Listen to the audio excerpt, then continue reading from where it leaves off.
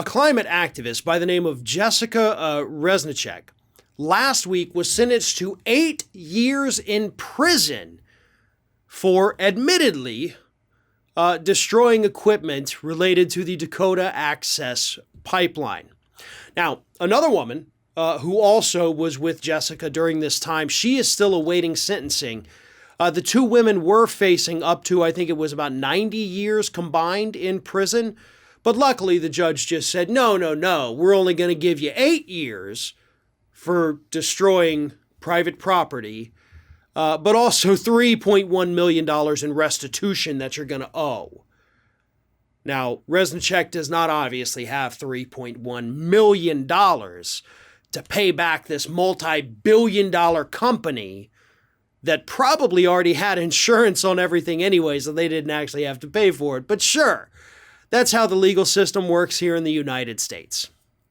The little people, the people who, sure, she committed a crime, let's be clear about that, yeah, but she did it because she felt, and this is what she had said, she felt that her crime was justified because of how dangerous this pipeline would be to the United States. You know, the company has a history of pipeline leaks, as pretty much all pipeline companies do.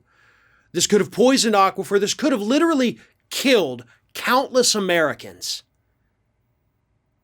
So a couple little tweaks here, you know, sabotaging the equipment. She felt that was fully justified. Now, I'm not here to argue, you know, does justification mean it's legal? I don't care. I don't think this woman should be going to prison, if that's what you're asking me. No, I do not. You know who should be going to prison instead? The fossil fuel executives. Because what Reznicek did here, she did, admittedly, she admits this, she destroyed private property that, as I mentioned, was probably already insured. And now she also has to pay them restitution, so the company's going to make a friggin' profit off of this. But the executives of not just this company, but every fossil fuel company operating in this country, on this continent, they're walking around free with billions of dollars.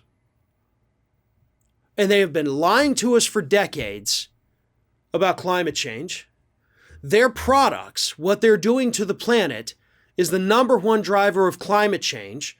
People are dying because of climate change. People died on this continent within the past week from climate change.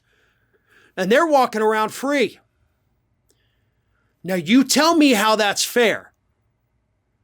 You tell me how these corporate psychopaths shouldn't be locked up for the rest of their lives, but this woman somehow, oh, she damaged a little bit of private property, 8 years in prison, $3 million in restitution she owes. Justify that to me. Because I would love to hear anyone explain how those two things make any sense. Fossil fuel executives, and of course, hey, listen, we know this because of the Exxon video that came out last week from Greenpeace, the Exxon lobbyist.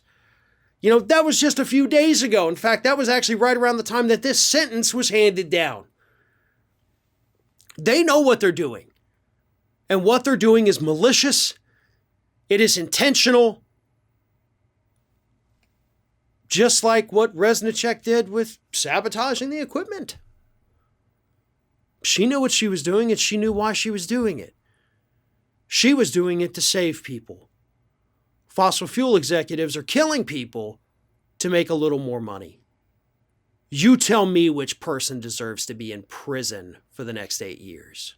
Hey, thanks for watching. And if you want even more Ring of Fire, we encourage everyone to like, comment, share, but most importantly, subscribe. And don't forget, you can find me on all social media outlets at Fair and Balanced.